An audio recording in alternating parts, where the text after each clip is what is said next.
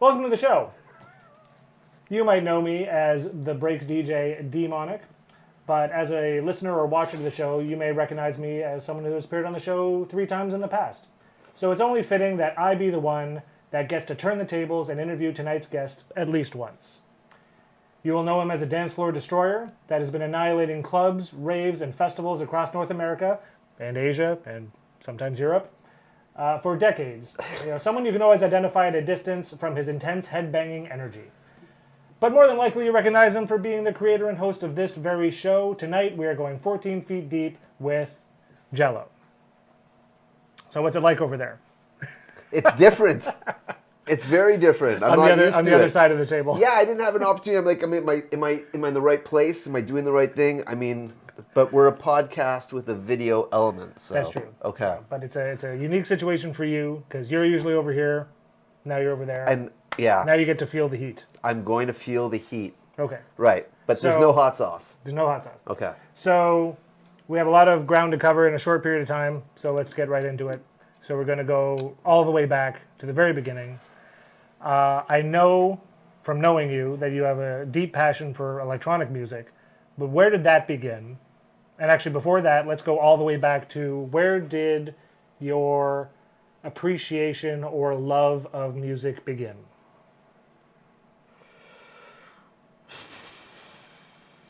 I did not like anything my parents listened to. What did they listen to? They were listening to old stuff. I mean, I guess I could appreciate Neil Diamond now, but in a different way. I don't reach for Neil Diamond, but it's not like I get it. But so there was that. The Dirty Dancing soundtrack was a really massive player in the car. Did you have the time of your life? I did not. I did not. But it seemed like a lot of other people did, so it was very popular. I was forced to listen to it, so I knew exactly what I didn't like. And that, I guess, made it a lot easier to figure out what I did. I was absolutely attracted to, I guess, what could be called very early electronic music, dance music, specifically. So I liked Tone Loc a whole lot, Run DMC, Beastie Boys, and I want to say that was pretty much the very first start of me going out to record stores and picking up my own music with allowance money. What was the first thing you bought with your allowance, music-wise? It would be, I think, License to Ill, Beastie Boys. Great album. Yeah, and the thing about everything that I just said also is that what I didn't know then, but what I do know now is, well, I did kind of know then, but I didn't know who the fuck Rick Rubin was. Mm-hmm. So, but I knew one thing for sure: what I was listening to was hybrid, and I still, if I think back, to what it was really attracting me was the energy that was coming off of electronic drums that were mixed with, crunching bass and guitar riffs. So it was a form of rock metal that wasn't really rock metal. It was rap, or it was being called rap. But I realized that when I was listening to it, it was a lot more than that.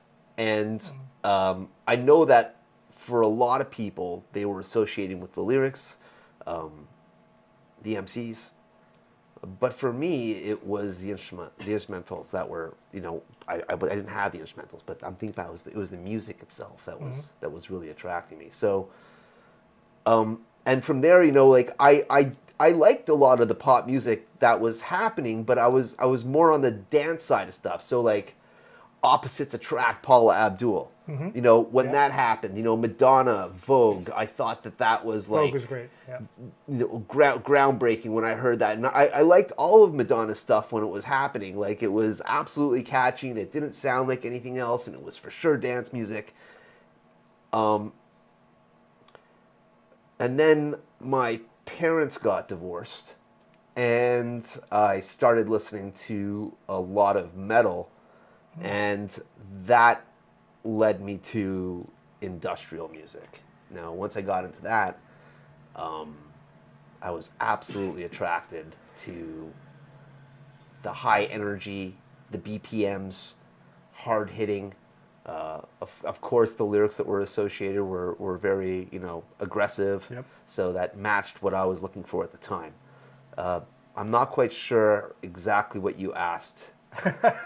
No, you're on the right. You're going through the path. You're going down the path. So that's perfect. But that's what it was. And I wasn't saying no to anything. I listened to a lot of stuff, and I inherited the family stereo system, and it sounds funny to say out loud, a stereo system, but I mean the big clip speakers and like a rack that had an amp, a preamp, and an EQ, and I can't remember how many bands were on the EQ, but it was, by the time I was done, there was a wicked wave happening.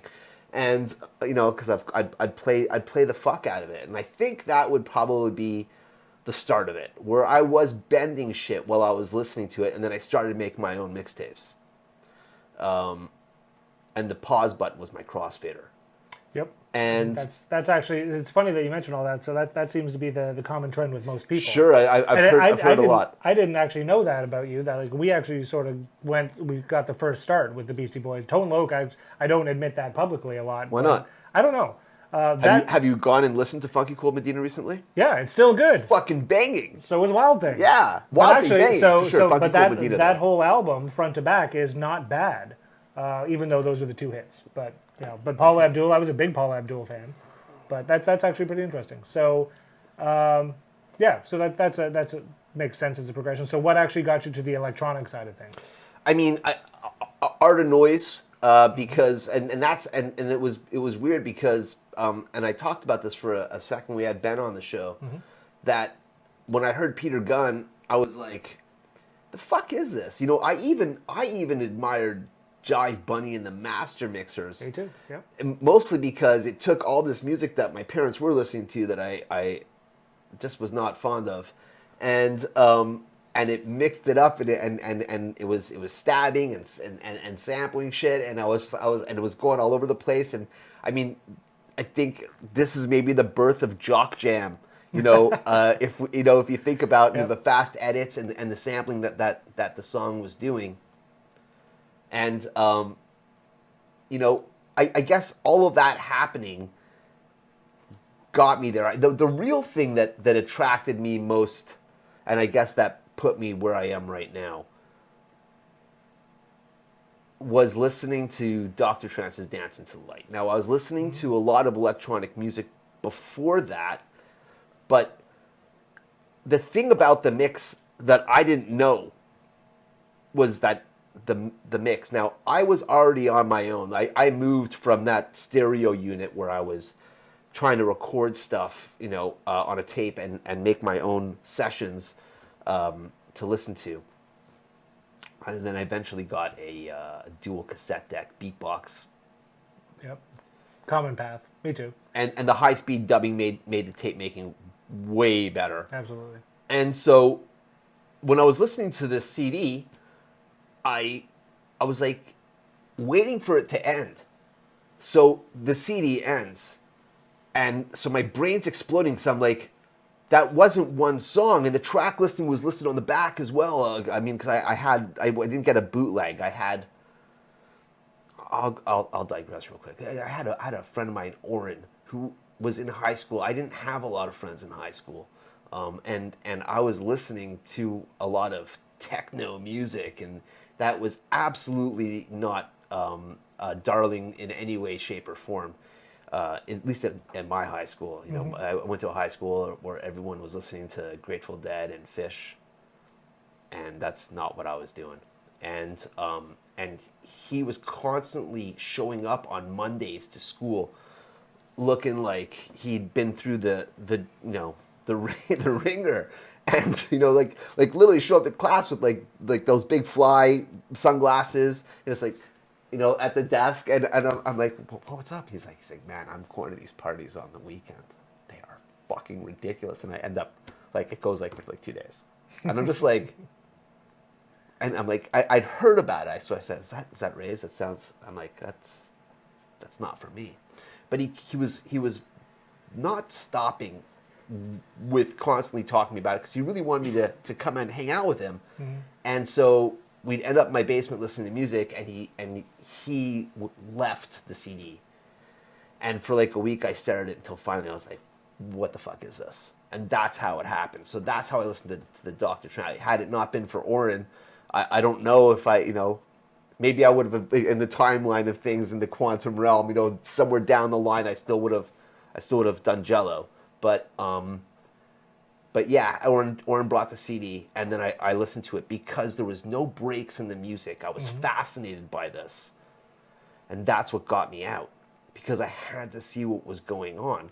And the irony is that the first night I went out was Dr. Trance and Johnny, and I believe it was at Sanctuary nightclub, which is now a fucking Starbucks, and on Queen Street. Yeah. Okay, and I stood next to Dawn, not like next, like social distance next to, and I was just watching the mixer because I was just like, what is this magic box? And I had to get a hold of it. And so that. Yeah, that sounds like the normal path for most people. But that's great. So the next obvious question, so you already sort of went there. So the next obvious question, you started going to parties, you went to the Sanctuary. So how quickly did you dive into the party scene?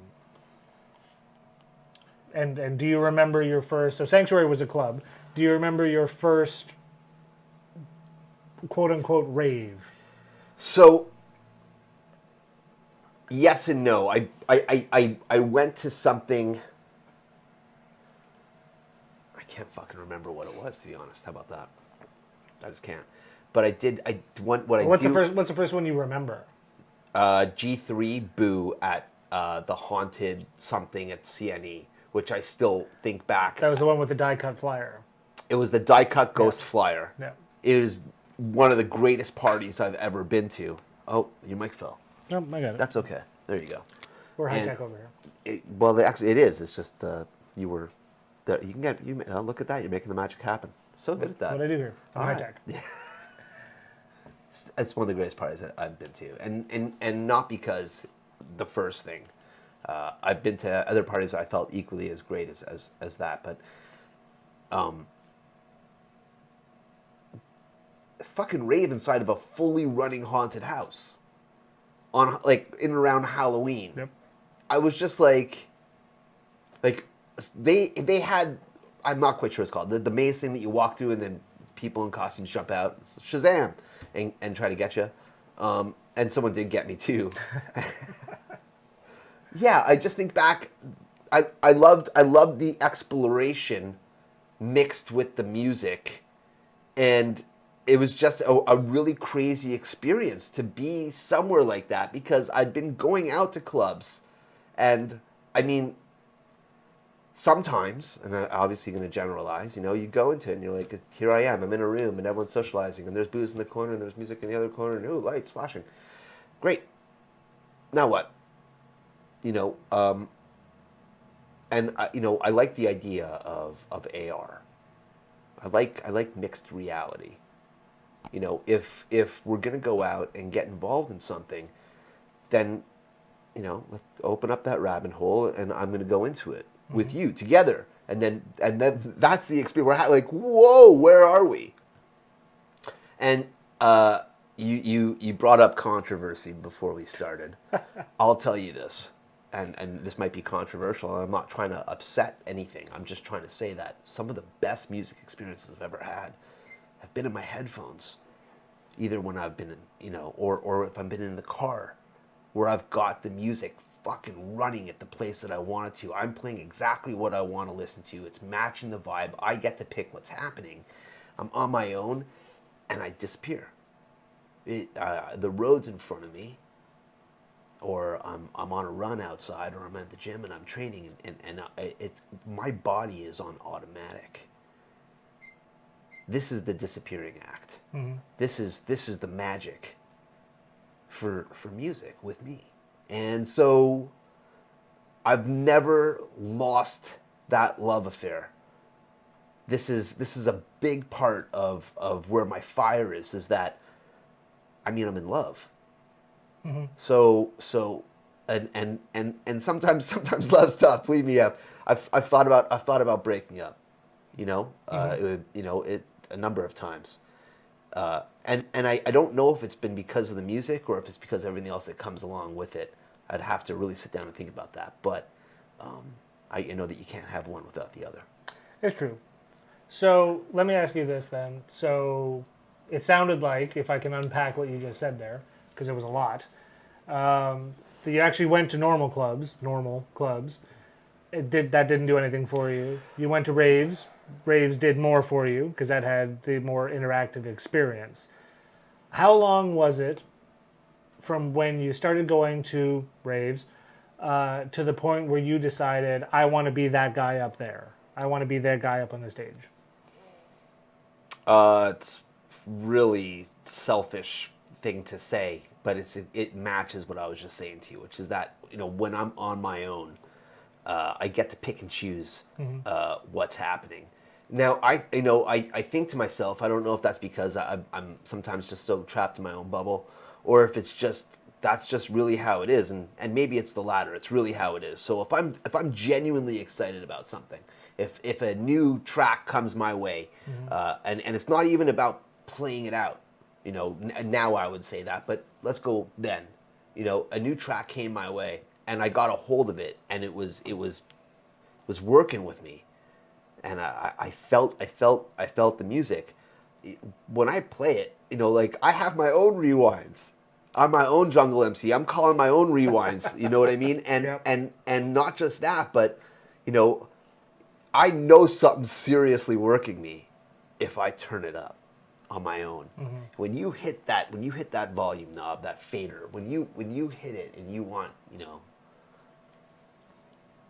hitting you, then yeah, I think that you're in a moment where your feelings are matching the creator of the music. That message is being communicated. There is a connection that's happening there with a total fucking stranger. Mostly, you know, I have no idea who Lock Club are. They're in Russia, but you know, when new music comes out from them, it's like a party for me too. Mm-hmm. Like they have no idea, and that's cool. You know, like that's the power. So if I'm doing that and it's making me go whoa, then I'm at home. I'm dancing. I'm fucking losing my mind. I am. So, and it's, you know, you brought up the head banging. It's not. It's cool. It excites people. Yeah. Great. No, there's no argument that you are extremely passionate about this music. Yeah. No. Yeah. Extremely. Were we arguing before anything else? Like you are. That is you. Can I get another drink, please? Thank you. Thanks a lot. So the question is, it sounds like you weren't getting what you wanted at the top 40 clubs. You were getting more of what you wanted at the raves, but you still weren't getting enough. Yeah. Is that how I read that? That that's when you started wanting that control element? I was still really dealing with a lot of bad feelings from what happened with my parents, and so I had a form of aggression, and I thought to myself that the music that was matching what I was feeling should be shared. And it wasn't being shared currently, or at least not to what you saw. No. Like, listen, I was having a great time dancing, and there was tons of DJs and their musical selection that I really admired, and because of that, it influenced me to make, you know, what I did and what I do happen, and so I mean there's a lot of DJs that I think are fucking heroes.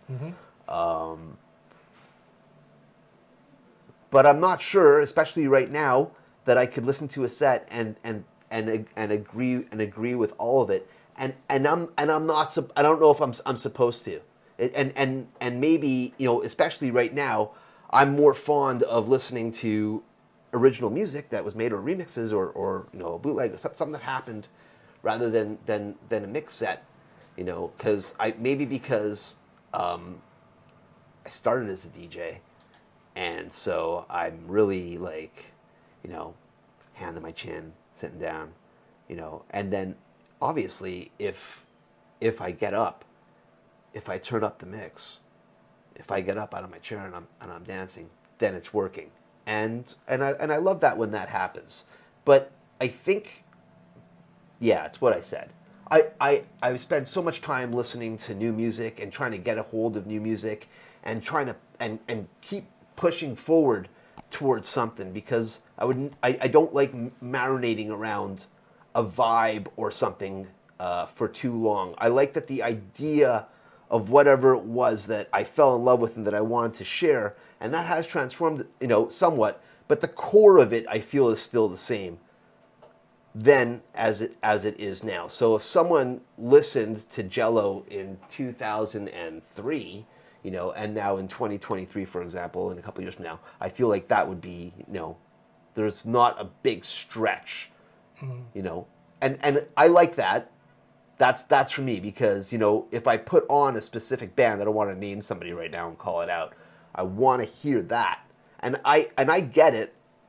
I get it. You know, that whatever that sound is really about that moment, and I could say that as well. You know, in regards to stuff that I've done. You know, at that moment, that made sense. But stuff changes as well. But at the same time, I don't want to. I wouldn't ever want to disappoint someone. There's people who've been listening for 2.5 decades. And when that message comes through, and like, I'm listening for 2.5 decades, I'm like, holy fuck. And then I'm like, all of a sudden I'm like, you've been on this fucking adventure. We're doing this together. You get it. So my feelings at that point, everything just becomes more real. It's not exactly tangible, but it's real. I don't know if I really said exactly what you asked me for, but hopefully I got there. You went off on a few tangents, but basically, so if I was to summarize everything, go in the other chair. You're over there today. I'm over here today. So this might have been a bad idea. So if I could summarize what you say, it sounds like that you were like the ultimate chin stroker. That like you didn't get what you wanted in one place, you went to a new place, you found something closer, but you still wanted to get even closer. So makes me just sound like a really big asshole, actually.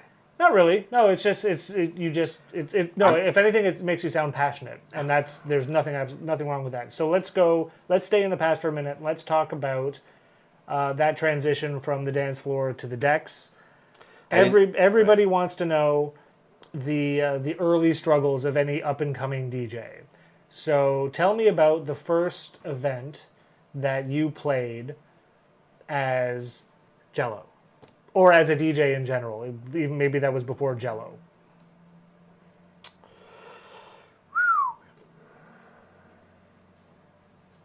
Was it always JELO, or was it something before JELO? No, it was always JELO. JELO was it's my nickname in my family since I was knee high. My family's been calling me that, and it just felt like it was the thing to do.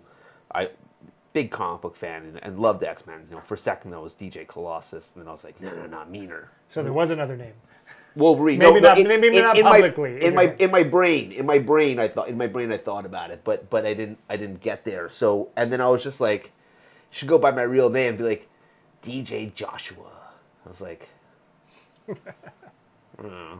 and also in the late 90s, it was absolutely cool to have an alias. Mm-hmm. I don't know if it still is now. I guess it kind of can be. Maybe I still don't think I could be. I don't think I could be Joshua right now. I've recorded under at least a half dozen names. I'd have to count. I'm not quite sure. And we don't have to talk about the aliases. What Subway Room maybe. Subway Room, I'm thinking in Spadina. Okay. Oh, yeah. Okay. Okay, and there was a dude named Kresh that was running it. I remember Kresh. And it was, firstly, a fucking really cool location. The thing was literally cavernous. Yeah. And I papier-mâché, obviously not. I don't know what the room was made out of, but the walls had that unfinished texture, like a Like white stucco, I think. Yeah, stucco something, but very hard. You can just put your hand through it. And it was multi-room, but it was only one sound system, and they'd have like Oh, yeah. 70 bubble holes in the wall that you could go through, and like you could see people sitting down. There was like a chill area, and then there was a little dance floor. This place only held about 200 people. It was the basement of what was the Spadina Hotel. I don't know what's on the corner now. It's Spadina and King. And every Sunday, this is pre-Comfort Zone, which was started by Amanda and Kevin for Divine Sundays. But yeah, I think that's the first, maybe? No. Yes. I can't tell. I'll tell you, but I know things have all melded together in your mind. I'll tell you, we've talked about it on the show. I haven't stopped to smell the roses. I didn't do that. It was I regret it. Don't say that. That means fuck. Yeah, of course I think about it. It sucks. Yeah. But you have to. Everyone remembers their first. Here's the story that you're really asking for. At least the answer to your question. I was making mixtapes non-fucking stop.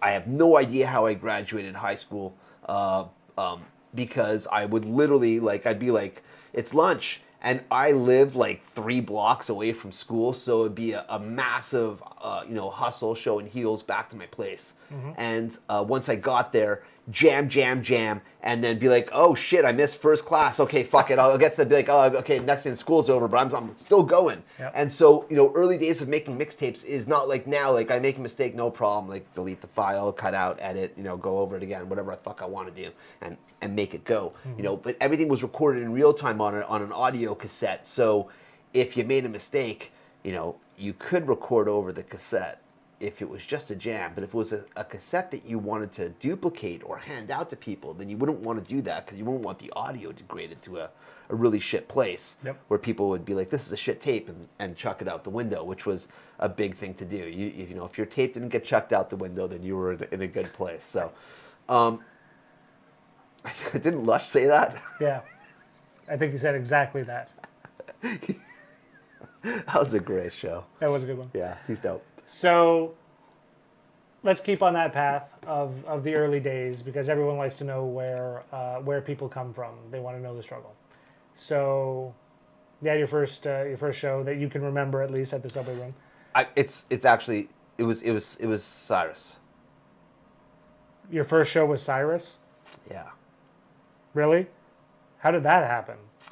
So that's what I was trying to say. I was making these mixtapes. They were going out of style. Like I was making them nonstop. And I know it sounds funny to say now. I mean, we all put our contact information, but it's a social contact, so like everyone sees it. But I put my phone number on all of these tapes, and I don't know how, but Rob Lisi got a hold of it, and one afternoon my phone rang, and it was Rob, and he said, "My name's Rob. I do Cyrus. Do you know what that is?" I said, "Yeah, I know what that is." He's like, "Great." He's like, "Do you want to come play at it?" I was like, "Okay."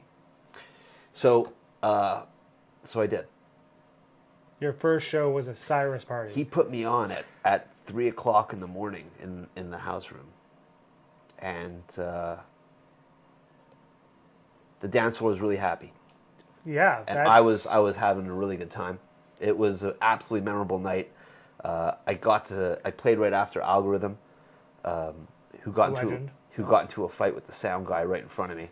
Not unusual. And there was dead silence with this scrap.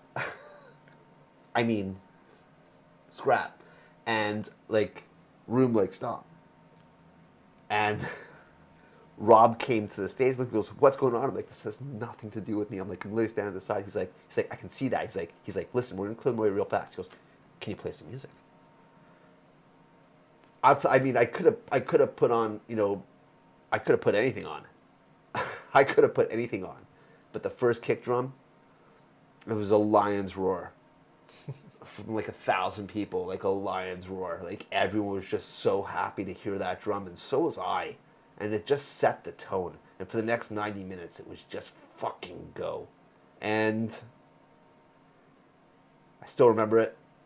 Incredible night. That is literally mind-blowing to me that your first party was a Cyrus party. Misspelled, had 2 L's. Well, In yeah, fact, that was a big battle. Some of us with special names have been dealing with that for years. Special names. Yeah. Like DEE Monic. I've got so many of those. DM, D dash, D's, nightmare. But anyway, so that blows my mind because I didn't even think of that. That's crazy. Okay, so it's crazy to me that you essentially started at the top. So it sort of negates my next question of how long from that point to the point where you thought, okay, I made it? Oh, like 12 years. That long? Yeah, like you started at a Cyrus party. So it's if we were really, let's be honest, like it's been a massive roller coaster. I could that's exactly how it's been. It's been a massive roller coaster ride. I have had incredible highs. I've had super lows. And so now, obviously, the hindsight is fucking 2020. Everything's clearer after it's happened.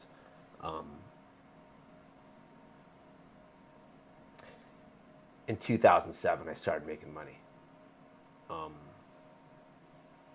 Like, noticeable money. So that's a big gap then, because Cyrus didn't really make it that far. So that's right. So I mean, it was real. There was it was like a domino effect of instances that happened. So even during the low times, I didn't stop. I kept pushing, and there's been so much like it's funny with what you said. So like I never tried to be the one. I wasn't trying to be the Neo. I was just trying to fucking rock people. And I feel like maybe sometimes that intimidates others because they're like, I don't get it. Like what? Be like, this is where I'm at. That's the fucking mission. I'm trying to share. And so that's what's excited me, I think, was that I knew that the bigger rooms that I could play, or fields or whatever, the bigger the jam, the more people I'd have the opportunity of connecting with and sharing what I thought was energy. And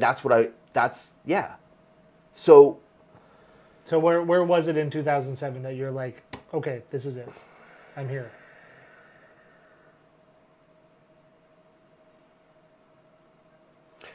Well, there's a number of, in between 2007 and 2010, I had like many big songs, So actually, let me stop you there. So what you're essentially saying is that you were just happy to be essentially a workhorse in the scene, making people dance, but you don't feel that you made it until you started producing? It wasn't that. It was that the rooms started getting bigger. Sure. Places I'd go to were aware. Sometimes, like, I'm not going to say that. It's going to sound negative. I was about to say something. Say it. Listen, it's your show. Well, it's my show tonight, but it's your show.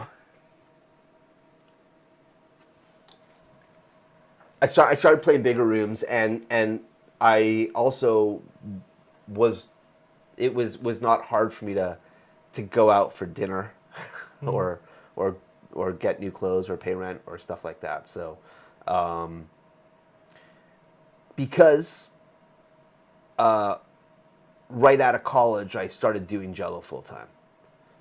And so I had to do many gigs through the week, comfort zone, into this after hours, into that club night, into system, so that if I didn't do that, then I'd come up short. So I had to gig. Okay. So that sounds to me, at least the way that I interpret that, is like you maybe the goal of making it wasn't your goal. Your goal was just to deliver new music and make people dance. Love to make people dance. Who doesn't? That's why we do it. But it actually is kind of refreshing to hear that there was essentially no ego to it. You were just there to do a job, make people dance, and make everyone happy, including yourself. Does that sound right? Yeah. Cool. Cool. I you know But what? no, that is very refreshing, especially coming. We both came up around the same time, and there were a lot of people that were fame hungry. Yeah. And there were the other ones like you and I who were just there to make people dance. When back when I released on Two Wars and then did the CD, they got me on the cover of I. You were also on the cover of I. So I don't know what you did during that time, but I Magazine was like the big thing. Can't remember what the press run was, 150,000 copies for the city or something. I mean, you couldn't go into a subway station to get on without seeing it.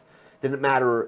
They were inescapable. Also at storefronts. I mean, it was really something. And during that week, every day, Rich and Tam were calling me, going, "What are you going tonight? You have to be out." And I only went out, I believe, on one night over the course of the week because the magazine was published and lasted only for 6 nights or something like that. And then the turnover, it's a weekly. So yeah. Right, the turnover would happen for the pressing.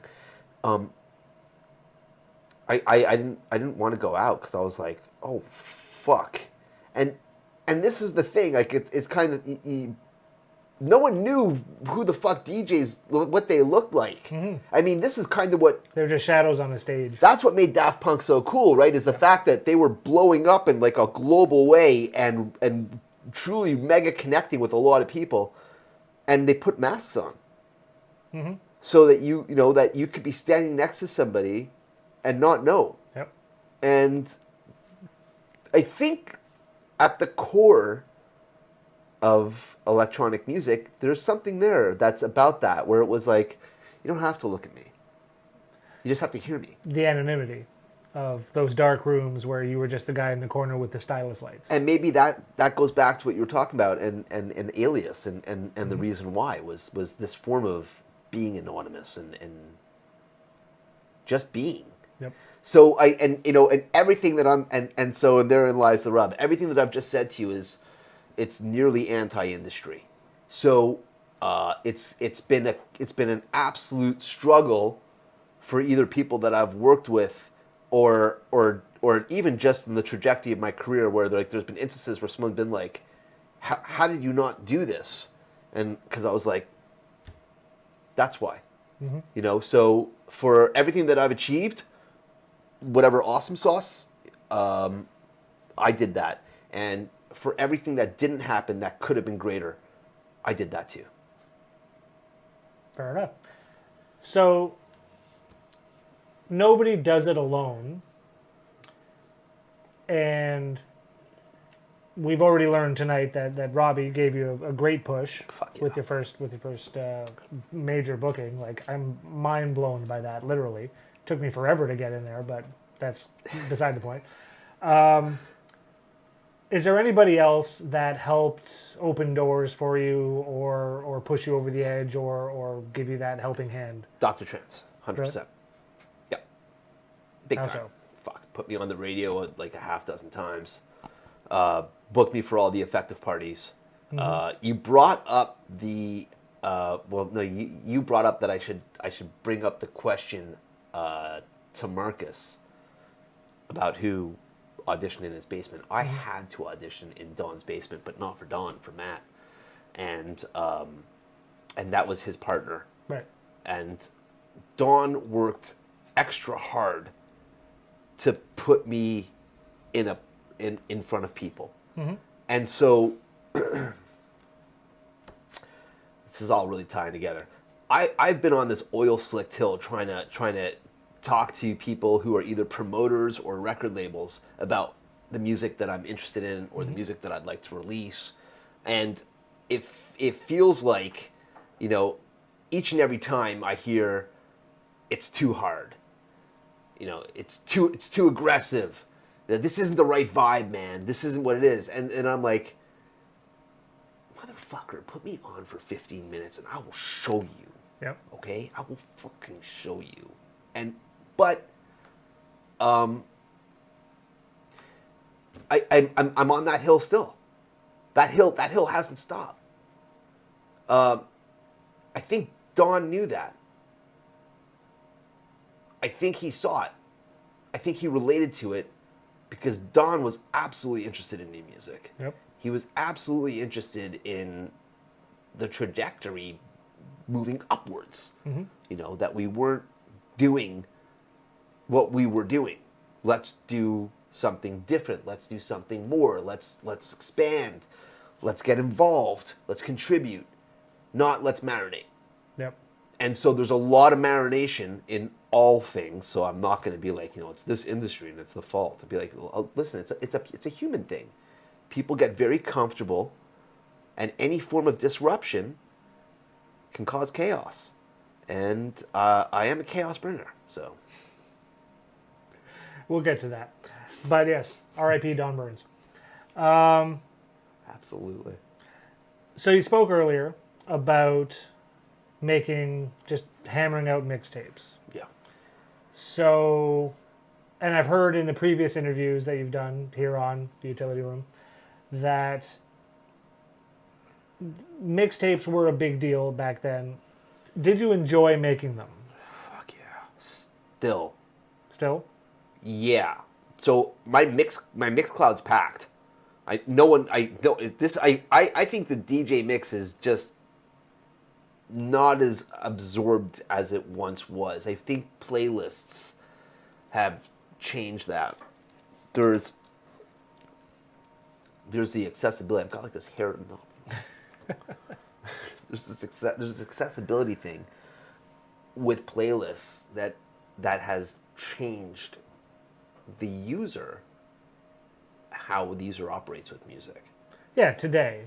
Right. But back then. So back then, I mean, like the mixtape was absolutely everything. The mixtape was a calling card. The mixtape was an extension of you. It was a showcase. It was. I mean, I could keep going on. It was you're holding in your hands somebody's, if they gave a shit, somebody's expression of be like, here's all this music that I found and I fucking love, and I'm gonna show it to you right now, but I'm gonna put it together in this way that's fucking dope and dynamite, really get you fucking stoked. Here it is. And so I thought to myself, the first formula you could be the worst mixer in the world, that would suck, but you could be. But if you are able to find incredible music that people don't have either awareness of or access to, and you're able to put it in a great order so that it tells a story,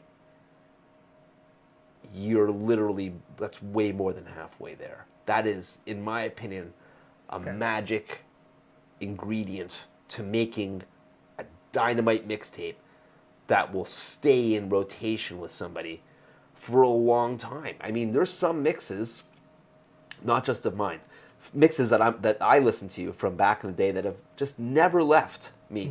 In fact, I road tripped this summer into Quebec and across Ontario, and on 2 or 3 different occasions, I think 3 different occasions, I listened to the Renaissance Collection, Sasha and John Digweed. I don't know. Do you know what this is? Oh yeah. It's a 3 CD mix set that I feel like it was really the birth globally for progressive house. It was letting everyone know that this genre of music is here and it's dope and you should listen to it. And then you had these 2 wizards that were bona fide storytellers that were able to go ahead and capture, like an audio Polaroid, which is what I've said, and boom, here it is, except, you can have it with you. It's just a great adventure. Those 3 CDs, great story, and that's what a great mixtape is. You can have all of the skills, but if your music is, really accessible then I don't care how you're cutting, scratching, juggling. Like, that's cool, man. Like, I just, like, for 5 minutes, I guess I'm like, whoa, those are some good skills. But fuck, I hate this music. So, you know, away you go. Because I'm not about it. I don't have those feelings, man. Like, and that's cool if someone does. It's just, that's not what I'm looking for. It sounds like, and I agree with you, that it's programming over everything. 100%. Yeah. Great tracks. Yeah, of course. Like, I've heard lots of DJs that couldn't mix 2 cans of white paint, but their song selection was amazing. Right. Yeah, so it's that. Right, and so you stick with it because you're like, what's next? Yeah, right. Because you want to hear. Like, this guy knows what he's talking about. 100%. So, yeah. But if you also have that mixing ability, that just makes you that much better. Yeah. Cool. And it was funny. I think you sort of touched on that briefly, but just the searching out the tracks and the making sure you have the good new music. You're the guy that actually influenced me at that time to start putting stickers on my labels so nobody else knew what I had.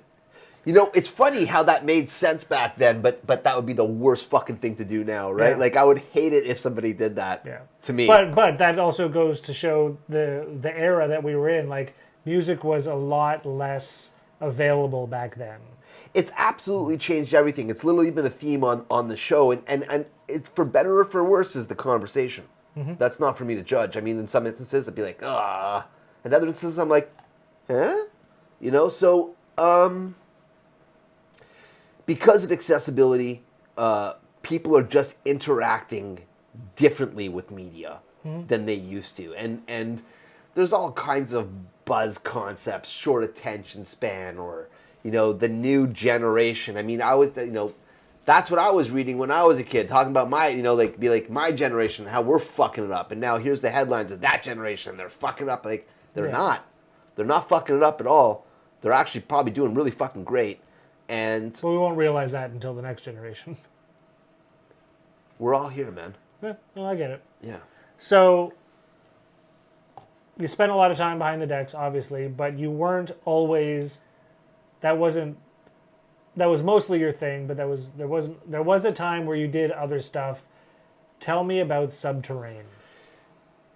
So that was first. So I had none of the skill set. I didn't own a computer until 2006. But Mark did. And Mark who? Mark Szilard. Yep. Still my bro to this day. Dynamite human. And whip smart, you know, and you know, he was able to learn a program real quick. But he was already, I can't remember what the fuck, I want to say it was Quark Express. Yeah. I think that's what he was using to that was the application for the day. To make the layout. Am I getting it right? Yep. Okay, I'm saying that because I didn't have the computer myself and I had to go to his house. So what I was great at doing, and maybe to some degree I still am, or at least I'm confident you probably think so, is that I'm able to write fun shit and make it interesting. So and that's what I was doing. I was going to parties and I was listening to music. And I was getting together with DJs, kind of like what the fuck I'm doing right now, I guess. And I was talking to them, and to help offset the costs, we had promoters in stores because there was a number of rave stores buy ads in the magazine so we could print it. We'd stay awake all night long, you know, to Kinko's, literally cutting and stapling everything, 500, 600 copies per issue, and we, you know, and then the next day. We would drive, Mark would be in his mom's car, and we'd drive from store to store and drop off 10, 15 copies here, and I'd always want to put it right next to Tribe, and this is before Club Life, yep. And also before Communicator, I'm pretty sure of it, and I mean, everyone knew Tribe, and it would be really funny because Tribe would have like a stack at the door, it'd be like this high, it'd be like this stack of Subterrane, just like, not, you know. So you started as a zine. It definitely was. 100% it was a fanzine. Yep. It was a fanzine that we took serious. And I think other people did too,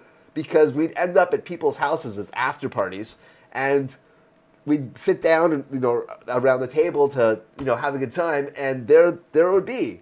And Mark and I just stared at it, and we would, you know, be like, should we tell them? Be like, no, don't say anything. Be like, cool. And then someone would be like, did you read this issue yet, man? You'd be like, oh man, there's an interview with Dr. Trance, it's badass. And I'd be like, but I didn't. Instead, I was like, oh, I'll check that out. So that's really interesting because I didn't know that, because I only know Subterrane as it evolved over time. Right. You started throwing parties. Yep. You produced events. You had a booking agency going for a while, of which I was a part of, which still to this day the best booking agent I ever had. But shout out Sean, I remember you. So you did dabble a little bit in actually producing events, but you don't do it anymore. What was that experience like? What a twist. I think I want to really badly. Yeah. Yeah. I think I would like to. I've been thinking a lot about this, a lot. Because there's a ton of music that I'm interested in that I don't think that there's an awareness to here locally, and I'd like to see it happening. Mm-hmm. And I'm hopeful that if that happens, that I'd be able to draw out people locally who are like music people. I don't mean people that come dance. Yes, obviously that. But people locally that I'm unaware of. I'm thinking there's probably DJs and producers in the city. I don't know who they are. Mm-hmm. And maybe they don't know who I am. And I mean, like, fuck, we should meet. Because if we're doing stuff that is similar, like, I want to vibe with you. Mm-hmm. And so I'm if I want to be in that environment, then I need to make it because I can't wait for somebody else to do that. Mm-hmm. And so it's really been on my mind, and what that might look like, you know, if there was that. So it can't be now. I think I just read that Ontario is about to swear.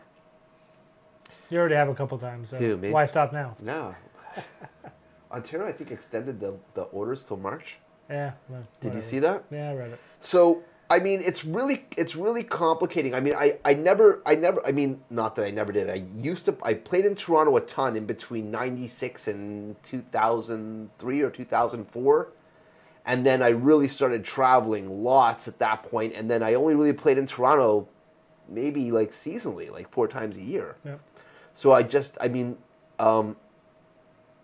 you know. Well, let's go back. I heard your question. I see where you're going, and that's great. So that's actually the path that most promoters take, is that they're not hearing the music that they want to hear, and they think more people should hear it. I went that route, and I know a lot of other smaller promoters started that way. But I also remember back in those early Subterrane days, you were doing that even back then. You were bringing like the Chicago Hard House guys. That's right. Up here. I remember distinctly a party with you brought Bam Bam. No, tragic. Bam Bam was brought in by Kamikaze. Chad. Oh, maybe the first time, but you did bring him eventually. Did I? Yeah, it was at Exit or whatever Exit was. Oh, yeah, I did. Yeah, because I remember I just came from a wrestling show and I came straight to the party to play it. But I remember Bam Bam. But yeah, that was, so you were still exposing new music even back then. Yeah, no, and for a minute I was playing a little more often at Footwork, and the guys there were dope enough to allow me to pick and choose people that I wanted to play with as well. So like the first person to bring Wolfgang Gartner to the city, that was us. Twalker, which was Calvatron from Twalker. So we had that. I'm trying to think about who else we did. You know, we Dead Mouse was in Footwork, and I feel like I'm missing somebody. There's someone else as well, and it was great. Oh, Savant, mm-hmm. You know, and in each of these instances, it was at the start of stuff for all of these performers. It was the start of where you got them early. 100%. You know, like this is something that I feel that I've definitely, the radar and thermometer upon me is strong. Mm-hmm. You know, and I feel like I'm still doing it. Like it's, you know, anyways.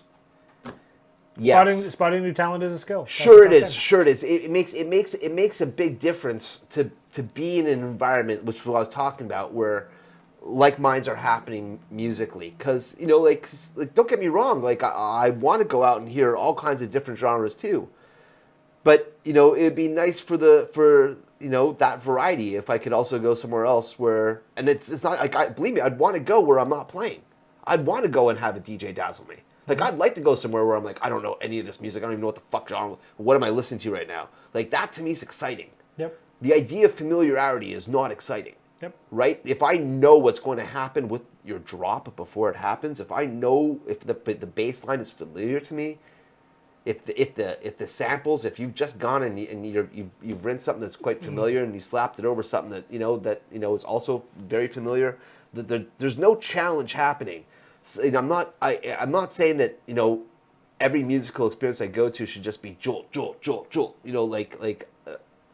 That would be just too intense. But at the same time, I don't want to go somewhere where I'm feeling comfortable, because the comfortability leads to marination, and marination sucks. I wonder if there's something there, because there's one of the things that you notice most about, I guess, festival culture or even top 40 culture is that, like, a lot of the people, the familiarity is why they went. But you're so focused on what's next. Do you think that the music scene in general needs more of that? More focus on the future and less focus on what's comfortable? That's a good question. Mm-hmm. So, I think it goes back to what I was saying before. People really like to be comfortable, right? And so when you throw something a bit of chaos into it, people start to lose their minds. And I think the pandemic really highlighted that.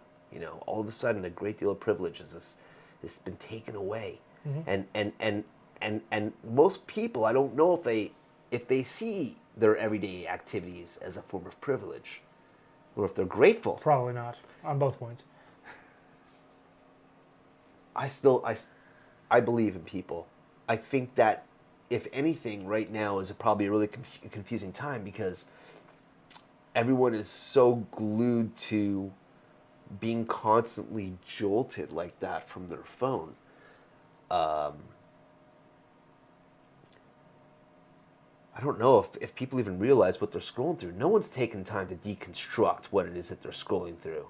Their thumb's moving at light speed, but I can't remember who said it, so I'm going to say something right now, and this isn't my own idea, but I'm absolutely in agreement with it, which is, imagine walking into a room and 100 people at once walk up to you and everybody says something to you. Like, you might laugh at first. Now imagine they stopped for 5 steamboat seconds, and then they went again. And then they pulled back, and this wave of shit just keeps hitting you. So in real life, we wouldn't be cool with that. I don't think anybody would be. Mm-hmm. But when we flip out our fucking phone from our pocket and open it up, within 10 thumb scrolls, I've absorbed much more information than I probably should. And I've taken very little time. I'm guilty of it as well. When I say people haven't done it, I'm people too. So I very little time to deconstruct. I'm not digesting. I'm doing a strange processing though.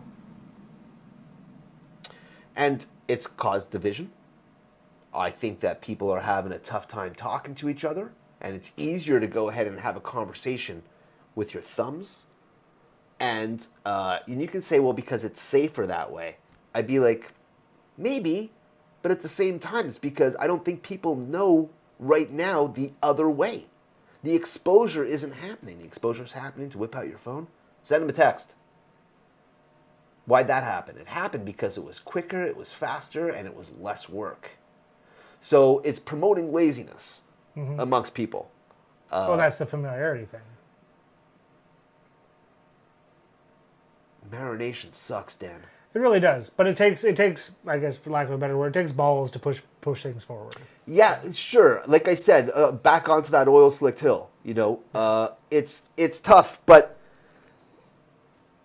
whether you could look at it as luck, or you could look at it as I possess magic, the dance floor is mine, and it's because of my love, and it's because I'm not afraid.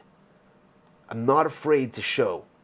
So, if anything, right now, is I'm going through like major like whoa shit moments like for the last few weeks because this is I'm not trying to plug it because I'm making an album which is just fucking weird to say out loud, and like there's no collab on it whatsoever.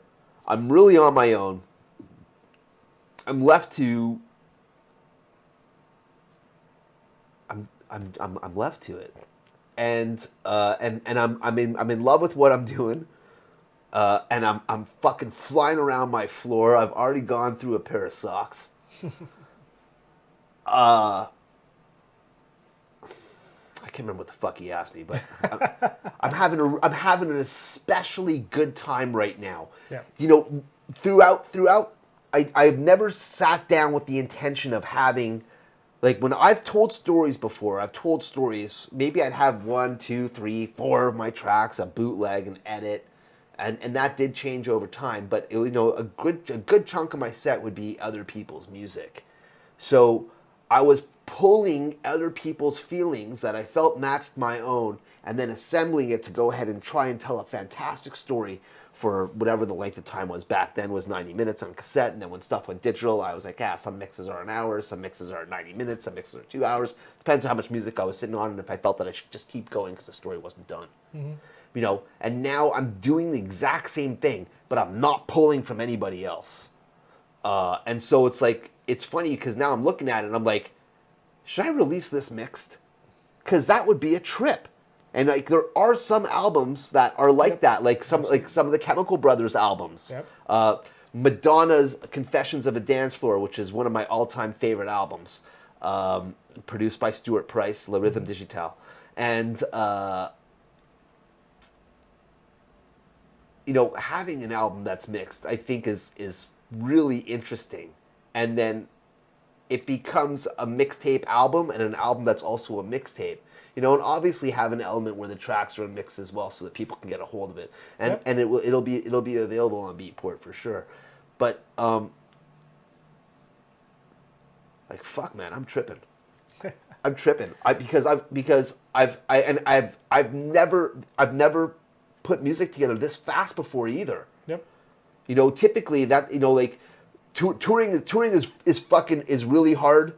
You know, and I was never fast. You know, it was, you know, the fastest tracks I've ever made were with Hatiris and Deadmau5. You know, in both instances, working with both those guys, the tracks that we did together, and it's funny because, and I brought this up on Utility Room, when I had Hatiris, you know, was to make a label together and call it 3.5-hour records. Because we'd set down on both Donkey Punch and Speaker Hump is not surprising considering how few components there are to it, but both songs were done in 3.5 hours. I mean, like, fucking done. Mastered, like, fucking done. Like, it's done. Like, because we were doing it, it was like, I don't give a fuck. And that was it. And I'm doing that now, but at the same time, I'm also not. So the ideas are coming fucking really fast to me right now, which is weird because I've never been in this place before, like emotionally or even just mechanically. I've just never been there before. So, and I'm here now, and it's happening like almost one after the other. Yeah, I'm not finishing the song, so they're not done in 3.5 hours, but more than an idea, past an evolved loop, like a half an arrangement, like an idea where I can like step back and listen to it and be like, this is fucking good, you know. And then coming into the studio tonight and sitting down and having the reference monitors and putting stuff on. I was auditioning before we started recording tonight together, and I mean, I haven't even mastered this stuff yet, and I don't know. Did I say I was having fun? I'm having fun. Well, that's good. I'm having fun. After all these years, you're still having fun. Right now, these tracks, some of them are just fucking so dangerous for the floor. I'm fucking so stoked. There's that intensity that I was talking about. Let's change direction. Eastern Bloc. We both work there. I've heard you on many occasions speak very fondly of it. What was it that you liked about being there? I mean, you're going into firstly, it was a house. It's a very old house. It was a yes, house. It was technically a it house is on an old Adelaide. It was like, and it was kind of like townhouse style. So it was no separation. You couldn't walk around the house through an alleyway. It was absolutely connected on both sides. And there's a fucking dozen humans in there, and everybody's in love with music. So right away, the camaraderie, and it was all dudes, It's true, it was. except for Joan, Yeah. and then eventually Greta. I don't know if anybody dated Joan in Eastern Bloc. I don't know if that happened. Did that not happen? I wouldn't know. Yeah, I thought Joan was a fox. So, Shout out Joan. so, and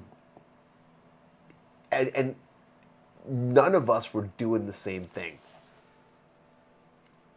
Whether or not this was, and I'm not a believer in coincidence, so if it was the genius of Paul Walker, or if it just came to be in that way, putting all of those guys, I mean, even the drum and bass jungle guys, there was some difference. Like Illfingers was like the fucking machine gun, fucking and then you'd have like more like trippy, like whoa, party styles with Sniper. I mean, everyone was doing their own thing. And you had the genius, fucking slip and slide, fucking geniuses, fucking were in there. Everyone was doing their own thing, but it was still and they had their own team going, which was really inspirational. And I'm not trying to be an asshole right here because I'd be like, yo, Team Eastern Bloc. But like, I didn't feel that camaraderie when I went into the other record stores. And I shopped there. I shopped at Tracks. I tried to shop at Play the Record, but it was when I did shop at Play the Record, I always came home with something fucking special. Mm-hmm. But it was a tough shop. I had to always go when I knew it was going to be an off time, and that was nothing but Dig City. So it was like, I'm going to Play the Record. I'm gone for 3 to fucking 4 hours. I'm wearing bad clothes because I'm going to be on my knees. You're covered in dust. That's right. And then the paper cuts that would happen on my fingers as well. So, after, and then when the fingers fucked off, you can use them anymore. You're knuckling it through like some type of trick card stirring. Yeah. Eastern Bloc was special because everyone in there was in love with music. We all wanted to DJ it. All of us, okay? And that was something that was really cool, and I never felt like I was in competition with anybody under that roof. And if there was that type of vibe happening, it wasn't like the negative competition vibe. It was the encouraging competition vibe.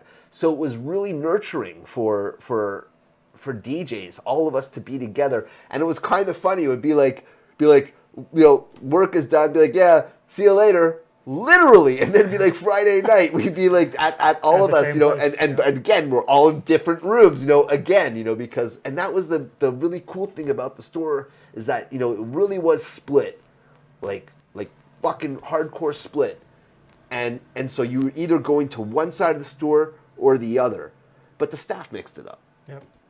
The staff mixed it up, and I loved all the guys that worked there when we were working together, and I have really great memories of being on Adelaide. Not so much with Yonge Street with the move, and I left shortly right after when the move happened is when I left Eastern Bloc. But those days on Adelaide, I mean, I haven't had a lot of jobs. Actual jobs? Yeah, but I didn't really ever get a paycheck from there either. But I built a hell of a record collection. I think we all did. Yeah.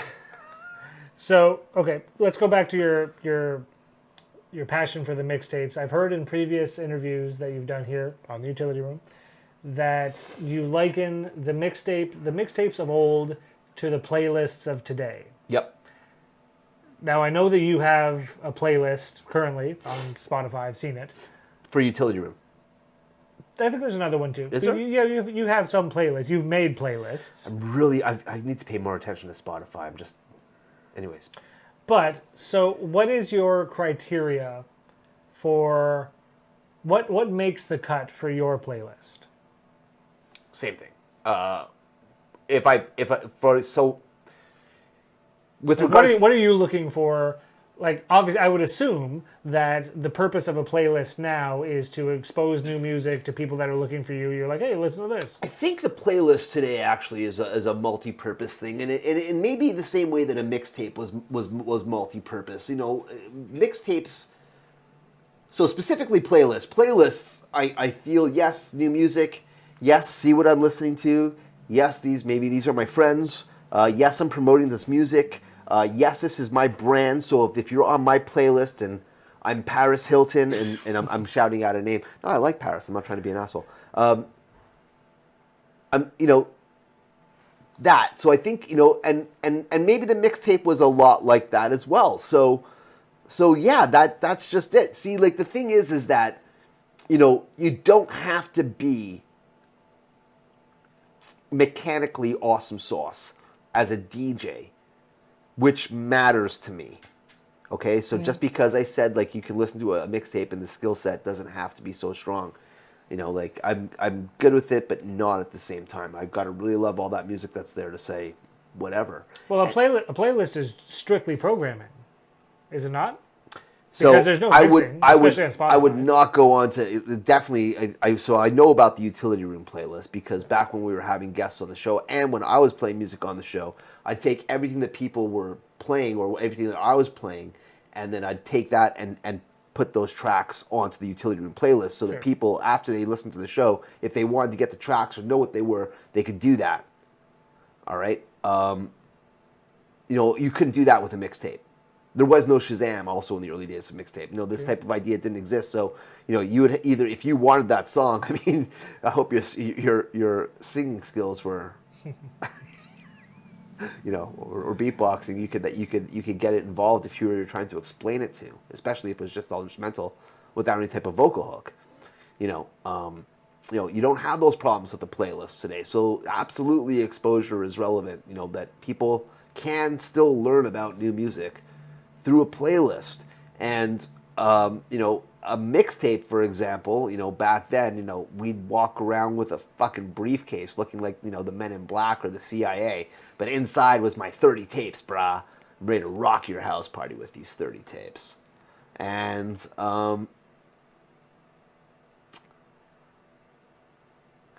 I don't know if people are so stoked on mixing anymore. I don't think they are. I'm not trying to be, like that does. I'm persevering. I'm pushing through because I think to myself that if someone saw what I was doing up there, that they might be very inspired to try and do something similar or greater. Mm-hmm. And boy, that would be dope. To get that message and be like, I saw you play. Here's check out what I do. And then I listen to them like, holy fuck. Like, you got that from me?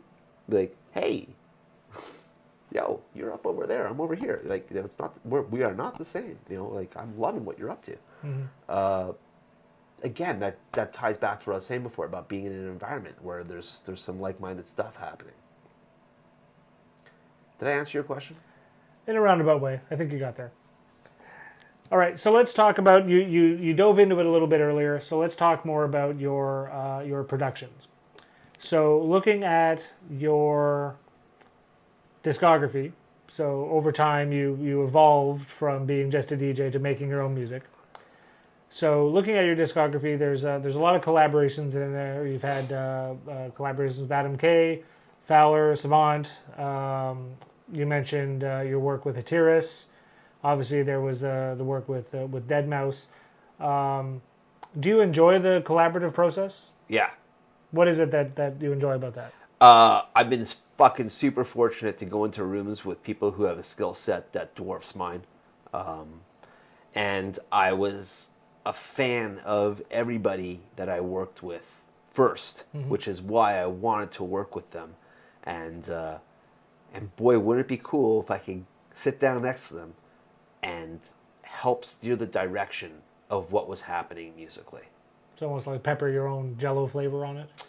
Yeah, what would it sound like? And we heard the results. Like for example, what would it sound like if I would sit down with Fowler?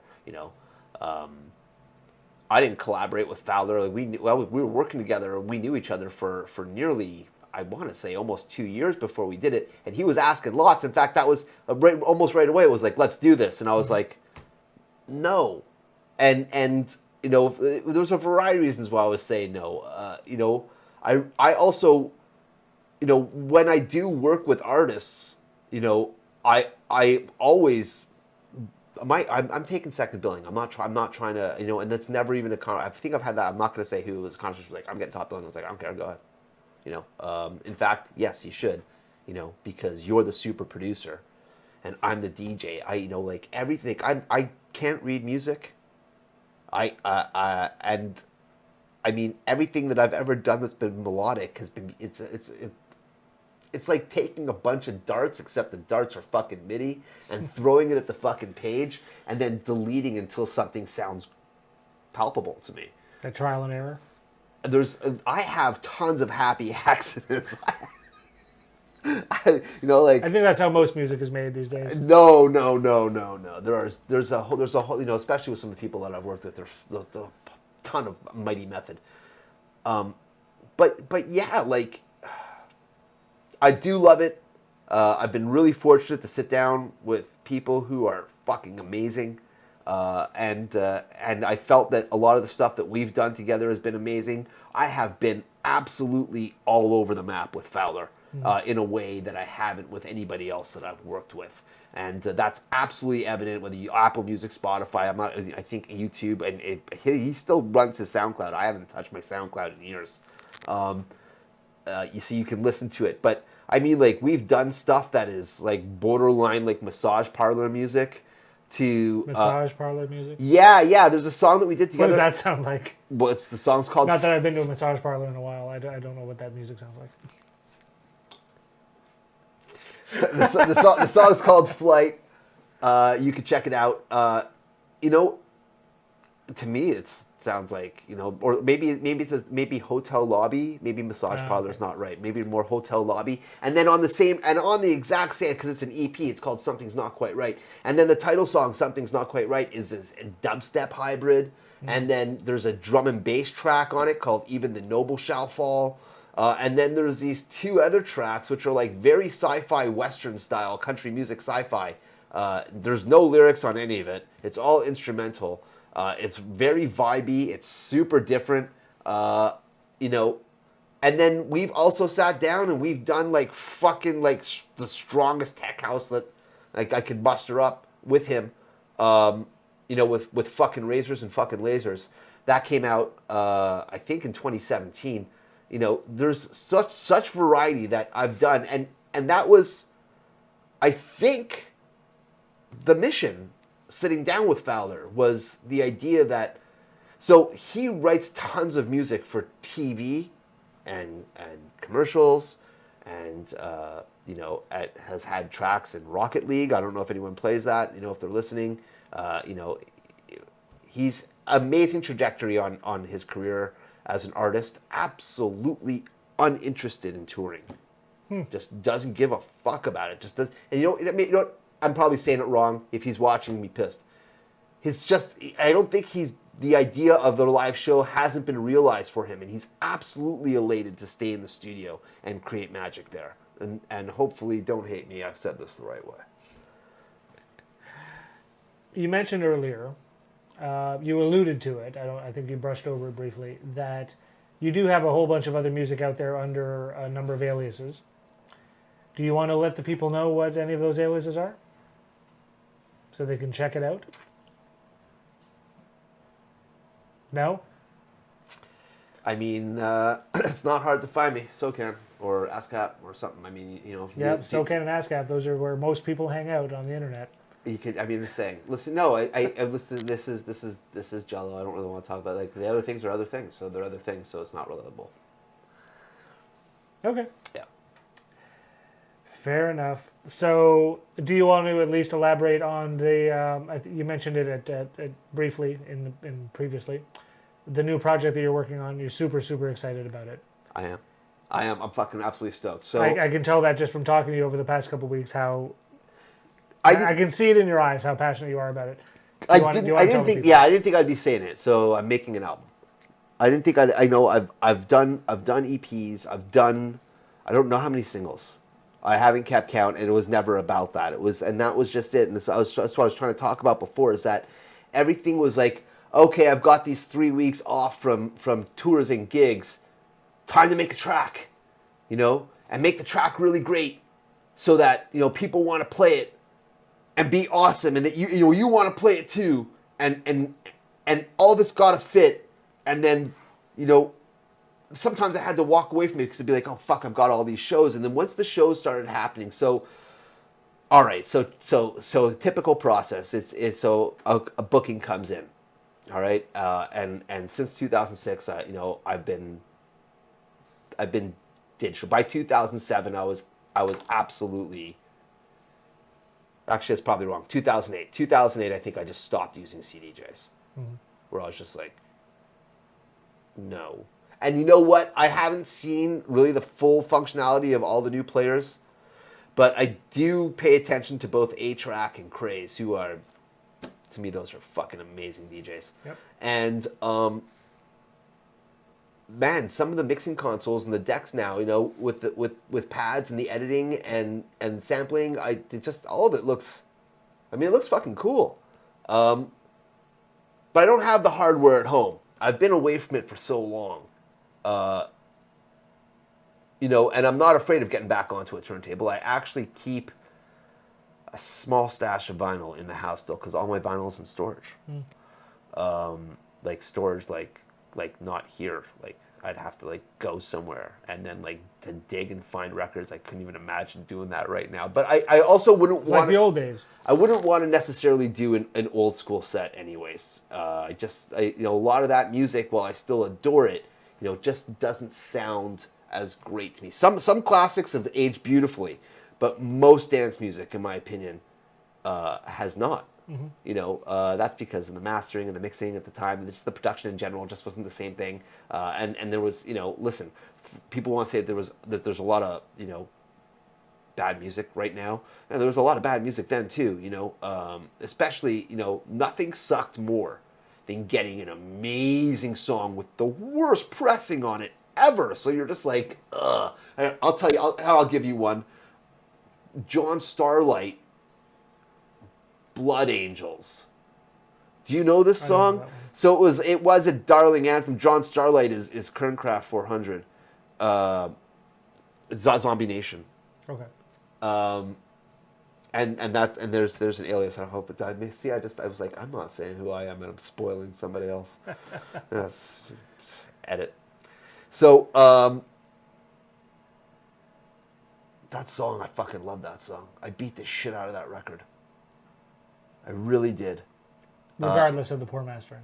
That's right, but I had to really fuck around with the EQ bands on the mixer to get it to a place of where it was going to match up with what I was playing otherwise. And it's those types of weird sacrifices that doesn't really happen so much today, right? Whether or not it's because there's a predominance of people using the same apps or the same mastering techniques, or just that everyone's got the idea of getting it to this certain amplitude level. You're just like, I want the output to be like this. I want it to be doing this. And I'm not quite sure if a lot of those options existed. Dance music and the way that dance music is made has absolutely transformed. And that's the segue for what I'm going to say, because I'm making an album on my fucking phone. Ow. On your phone? On my fucking phone. The whole thing. And how's that going? I've committed to making 10 tracks. I'm 8 tracks deep. They're all whip, but 5 of them have very strong arrangements right now. So I'm literally halfway through, which I can say for sure. I'm not trying to timeline myself. I'm not trying to work with a label. This isn't associated with a tour or some type of thing where it's going to get me lots of gigs. I'm making this because I want to make it. I got a new phone, I think in June, and when I got it, firstly, these things are tons of money right now. I don't know, but at the same time, because I had the conversation, oh fuck, these phones are really expensive now. Because I buy my phone outright. I don't go with the Rogers plan where the pay as you go because my partner is in accounting and did the math, and was like, You lose money on it. yeah, you do. Yeah, you pay like I know. almost $700 more that way, and it was like, you know, and especially during pandemic times, it was like, should I commit to this extra loot? So I was like, I don't want to do that. So instead, you know, I've got an expression which is "fuck me now" or "fuck me later," and fuck me now. Okay, Yeah, so fair that I can deal with it later, instead of I'm living life and then you fuck me later and be like, I've got these, I'm juggling these chainsaws right now. Don't give me not one more dick. You know, can't take it. So I bought the phone. When I bought the phone, I was like, oh, it's fucking expensive. It's like, you use this how many times a day? And that set me down this super thought trail where I was like, huh. So I because the phone's got the option, a time management thing to let you know how often you're using the phone every Screen day. time, yeah. There, that's it. Thank you very much. And I did that, and I can't remember what the math was, but it shocked me when I realized what it was. And I was like, okay. And then it also tells you where you were and how you were spending your time. And then that disappointed me. Now, I mean, it's actually maybe not surprising. I mean, you can go through my social media. I'm not really on it. I like Twitter because I'm like, blah, and away I go. I feel like Facebook is, okay, let me get into this for a second. Like, yeah, Facebook is like, I've got to sit down with it for a second, you know. And I'll digress real quick for a moment as well. Facebook, I've been loving recently, you know, regardless of everything else that's associated with it, just because it's bringing me back to when I first got on it, because they're allowing the fan pages to be used like actual pages. So I'm not on my normal day-to-day persona. I'm only on JELO. I don't even go to that other Facebook page. So unfortunately, I'm missing everybody's birthday. That's the bad news. But the good news is that I'm also not participating in a lot of the rhetoric that's going on. And so the discussions are missing me. The memes are missing me. All the vitriol that's associated, that is conversation for people. The algorithm war. You know, that algorithm war that I'm dealing with is all music, because the only likes that I've got on the JELO page are like pretty much all music related. So it's like, oh, here's a gig announcement. Here's a new music announcement. Here's like this that's happening. You know, everything is like, so if I do like 10 thumb scrolls, for example, on Facebook, I feel like I'm caught up with what's going on musically for the day. I'm like, oh, okay, I'm going to keep going with my day. I can close it off now.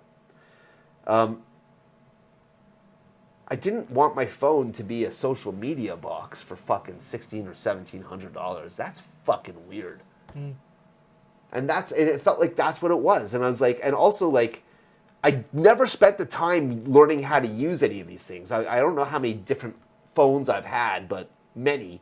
And I'd be, okay, the camera, I'd be like, okay, that's how picture works, that's how video works. Be like, zoom, okay, got it, good enough, fuck the camera app, I'm done. But meanwhile, the thing is like, woo, and I'm not using it to how it could be woo. Like, I was taking videos for I can't remember, for like a whole month or 2 months before, and I can't remember who it was that showed me. It was like, why are you shooting your videos at 30 frames per second? I was like, what?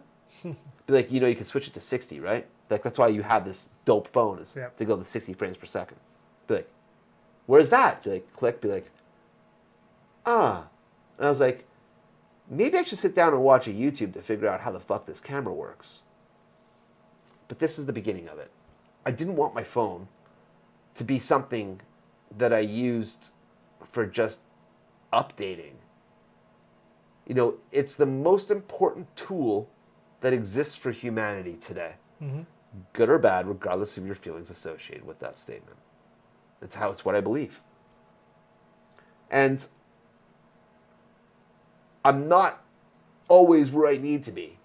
How often I'd be walking around and have a melody in my brain going for a second like I got it, and then come home, and even if I'd retained it, which would only be half the time, would the inspiration be the same? Can I strike at it like a cobra? Will I be passionate about it? Well, because at the moment, because that's the thing about epiphany and energy and creativity, when it happens, and you gotta lasso it right away, pull it into you, keep it close, nurture it, fucking love it, execute it. And your phone gives you that ability now, today. No matter where the fuck I am, I'm rolling around with my buds in my ears, and I'm just like, and that's the other thing as well, is where I was like, don't open up your phone and jump on on Twitter, Josh. Like, don't do it. Open up your phone and jam. Isn't it interesting that back in the day, in order to make music, you needed so much expensive hardware, and then fast forward to today, you have that hardware in your pocket. Yeah. So it's super limiting. And that's the no doubt. And that's the fun. The fun is that, so there's been so many times of where I've sat down and labored over some fucking sound because I wanted to get it, and maybe I got it there, and maybe I didn't, and I tried my best to say, it sounds like that here, it's not sounding like that there, but, but there's a lot of forgiveness that's happening with this album because I'm limited to what I can do. And I'm not trying, I am staying in the box. So if constraints help sometimes. Well, it's letting go. I'm letting go. I'm letting go of stuff where I'm like things I would never let go of before. Where I'm like, well, that's just the fucking way it is, and away I go. Yep. Because that's that, man. I can only take it as far as I can this way, and I'm trying to do like different tricks and stuff where I'm exporting the file and then bringing that file back in as a different file so I can further affect it past where it was. And listen, the very idea that all of it's happening the way it is, and I'm having fun doing it, which is what I'm really hoping will translate. Obviously, when this is finally done, and it's in other people's hands, and they've got the opportunity for it, I hope that they're having fun. I hope that it makes them dance. I hope that they hear it and they're like they're on the 6th track, they're like, this shit's still fucking going. Be like, yep, still going. And that's I guess the vibe of it so far. Like, I know a lot of albums, and I'm not saying this in a bad way. I'm thinking about from my own perspective and what I would want. If I got a hold of, if I was into JELO, and I got a JELO album, would I want a couple tracks in there that are like, no. Okay. You're just expecting. I want pure energy. Yeah, it's fucking go. Like you're about to go on the highway, are you? Interesting. I got something for that. Yeah, I got something for that. Be like, day sucked, huh? You going to the gym, huh? You want to fucking rock some iron and steel in your hands, huh? Like, I got something for that too. Be like, oh, it's Saturday night. It's 1 o'clock in the morning. You want to punch the sky? Huh. Well, that'll be interesting. I'm sure we can't wait to see it. You heard some. I did. Before. Yeah. I did. We can't wait to hear the rest. Cheers. All right. As you like to do with so many others. Oh, fuck. I am not ready for that. Too bad. Neither is anybody else that you ask. The hot seat. Tell me your 3 top tracks that you go to rescue the dance floor, as you tell everybody else, but back in the day. What were your top 3 records in your record crate that you always dug when you saw people maybe go into the bar, go into the bathroom, going wherever? Back in the day, not your own records, tunes that you pulled out to save that dance floor. I'm absolutely ready for that answer because you said old school. Had you said right now, I don't think I'd be ready for that answer. No, there's too much music right now. No, that's not the problem. Is there? I wish I loved all of it. So back in the day I can do. If it was today, I don't think I could fucking do that. All right, so give us back in the day. Okay, so 50,000 Watts of Funk, which is a remix by Chris Anderson, Bubba Boy, came out originally on Caffeine Records. That Zipper Drac, also known as Needle Damage, DJ Dan, Moonshine Records. Plastic Man, Spastic, +8 Records. Okay, that one's unusual. Okay. For some reason, I don't know why, I always associate Yark Prongo with you.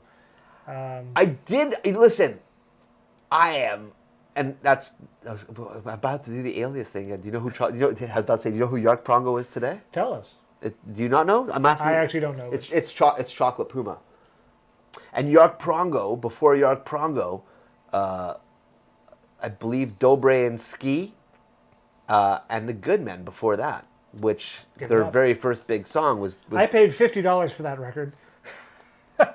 Recently? No, back in the day, because they the way that it was available they did like a limited 12-inch run, but then it was on a remix pack Okay. for a long time. Right. And the only way to get that one song was to buy a $50 remix pack. Wow. But I paid it because Right. you needed to have that record. Listen, I've been in that boat too. I've bought records that are, you know, parts of packs or just very expensive or imports or something. Yeah. Sometimes just for that intro. Something that I wanted to use, and I was just, you know, like it's beating the fire. You know, one of those things. I love records still, although I haven't played on a record player in I'm not quite sure how long, but a long time. Mm-hmm. Rob DeBoom had me at, and I did an old school set with Mark Oliver, not together, although I'd fucking love to do it back to back with Mark.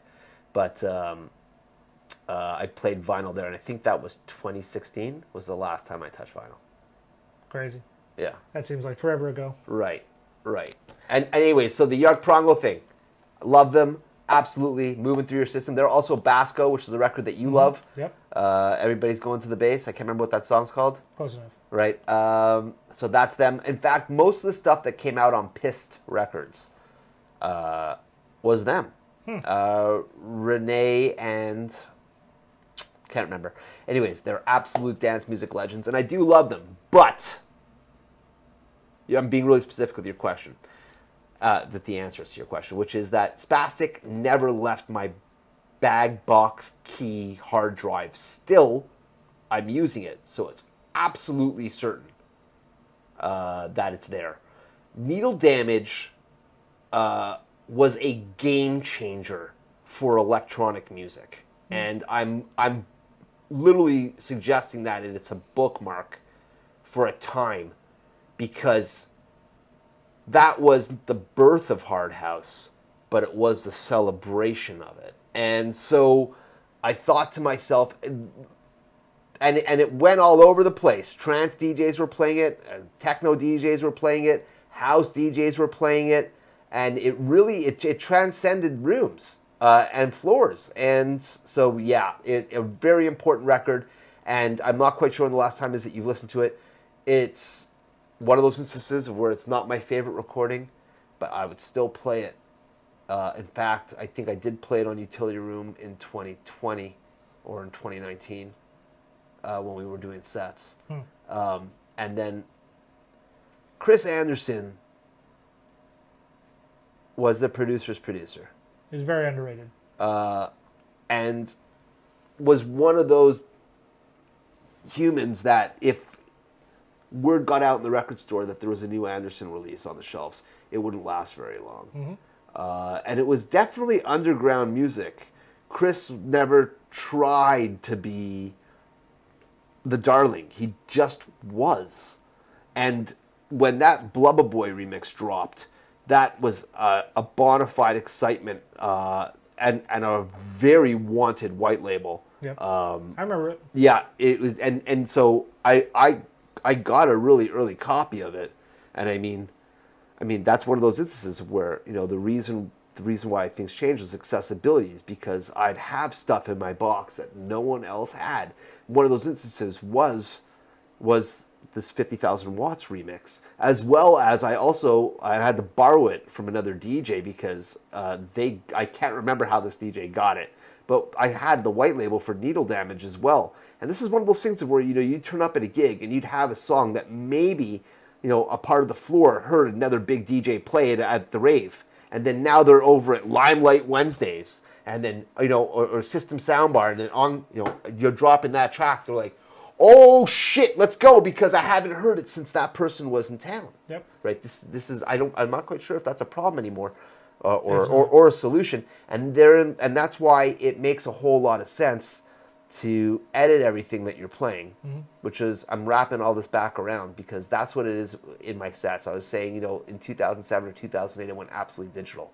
And when I did that, I transformed everything.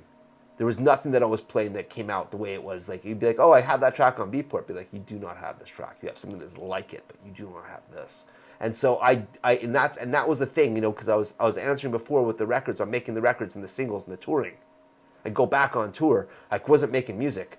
I was editing shit. And I never wanted to play the same show twice. So I'd be like, you know, booking Thursday, booking Friday, booking Saturday, booking Sunday, and Monday. Somehow I survived. And when that was happening, be like, I don't know how I got it together the way I did, but I did. And I edited stuff so that I wasn't playing the same show twice. And I was constantly going through tracks. So maybe there'd be like 5 or 10 darling tracks that I'd love that would stick around, but I would never mix them the same way. And then I would be utterly embarrassed if somebody took a YouTube or something while I was performing and put it up on YouTube. And then, the next night in a different city, and it's like, it's almost like the same moment and the same thing's happening. You just be like, dude, 10,000 fucking songs probably at your fingertips. So these same 5 in a row, huh? Whoa. And be like, well, that's the routine. It worked it out. Or you heard it be like, it's time to the light show or something. Be like, no, it's not. It's you're fucking literally cheating the audience with a premeditated rehearsal. It's fucking, and with the scratch DJ, I don't think it's really the same thing. Because the technicality of it is that's the conversation that the scratch DJs, for example, that they're having with the audience. It's supposed to be relatable on a technical level, but let's face facts. Most techno and house DJs are not doing the same things that, let's say, 8-Track or Craze do. And an 8-Track, I want to say it's actually probably, in my opinion, predominantly a 4/4 DJ with some of the best technical skills that people could possibly, have. I never wanted to do that. I never wanted to step up and give somebody the exact same thing. It'd be cool if somebody like, oh, you played that song in your last set. I really love that song. And I'd be okay with that. But if they came to be like, wow, it sounds a lot like the set you played last time. Oh no. What the fuck am I going to do now? It's one of those moments like relatable to the meme with, the Pablo Escobar meme. He's sitting around in different places just staring, looking sad. That would be me if they said that to me, but they fucking didn't. Ever. It's been a long career. Thank God. So the last question is, what's it been like being on the other side? I'm a little hot, actually. These lights are fucking... LEDs, is that? Do you feel grilled? I felt a little grilled. How about this? I'm gonna flip it back to you. Did you pull a punch? Yes. Wow. But it's I've always described interacting with JELO as like trying to put a dog leash on the sun. It's too much intensity.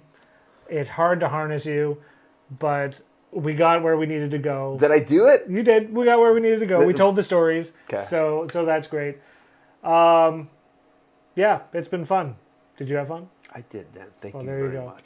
So I enjoyed it. You enjoyed it. I hope you enjoyed it. So what a twist. let me see if I can do it right. Thanks for you for watching. Don't forget to like and subscribe and share and do all the things that make the room go boom. Is that how you do it? Pretty close? good. All right.